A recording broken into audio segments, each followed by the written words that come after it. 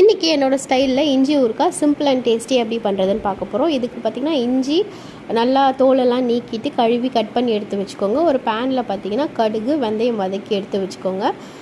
அதே கடாயில் பார்த்திங்கன்னா நல்லெண்ணெய் விட்டு இஞ்சியை நல்லா வதக்கி சைடில் எடுத்து வச்சுக்கோங்க. இஞ்சி கூடவே புளியும் போட்டு நல்லா வதக்கி எடுத்து வச்சுக்கோங்க. நம்ம வதக்கி வச்ச கடுகு அப்புறம் வெந்தயத்தை அரைச்சி நல்லா பவுட்ரு மாதிரி எடுத்துக்க போகிறோம். அதே மாதிரி இஞ்சியும் நல்லா அரைச்சி இந்த மாதிரி பேஸ்ட்டாக எடுத்துக்கோங்க.